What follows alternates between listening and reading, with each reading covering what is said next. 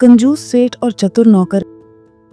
एक बार की बात है, एक नगर में सेठ धनदास नाम का एक बहुत बड़ा व्यापारी रहता था। वह बेहद अमीर था, लेकिन उतना ही कंजूस भी। वह नौकरों को बहुत कम वेतन देता और उनसे दिन रात काम करवाता। एक दिन उसके यहाँ एक नया नौकर रमेश काम करने आया। रमेश, ये क्या ढीलापन है? मैंने कहा था कि फर्श को चमका दो, लेकिन ये तो अब भी गंदा लग रहा है। सेठ जी, मैं पूरी मेहनत कर रहा हूँ, लेकिन क्या करूँ, जब पेट ही ठीक से नहीं भरता तो हाथों में ताकत कहाँ से आए? क्या मतलब? मैं तो तुम्हें हर महीने वेतन देता हूँ। वो तो है सेठ जी, लेकिन इतना कम कि अगर इसे देखकर कोई सिक्का होता तो वो भी शर्मा जाता। रमेश बहुत चतुर था। उसने जल्दी ही समझ लिया कि सेठ कितना कंजूस है, लेकिन वह बिना झगड़े के उसे सबक सिखाना चाहता था।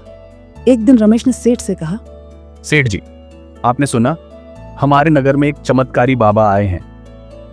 बाबा? कौन बाबा? अरे सेठ जी, ये कोई साधारण बाबा नहीं है। वे एक जादुई दवा देते हैं जिससे आदमी कभी बूढ़ा नहीं होता। क्या ऐसा हो सकता है?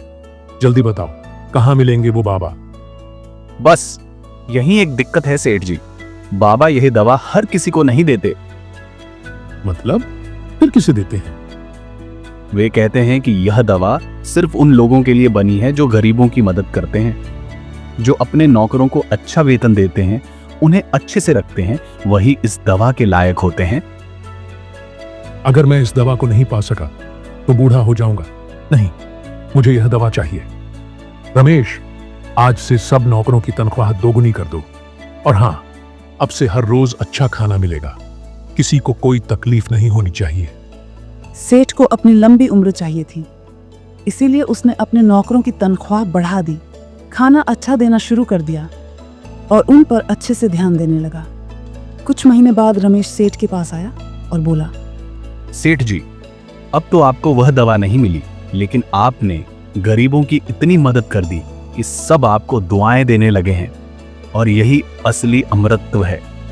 रमेश, तुमने मेरी आंखें खोल दी। पहले मैं सिर्फ धन को ही सब कुछ समझता था, लेकिन अब समझ आया कि असली अमृता धन से नहीं, बल्कि लोगों के प्यार और दुआओं से मिलती है। सेठ को अपनी गलती का एहसास हुआ और वह वास्तव में उदार बन गया। शिक्षा। इस कहानी से हमें यह सीख मिलती है कि अच्छाई से ही इंसान को सच्ची पहचान और सम्मान मिलता है, न कि धन से।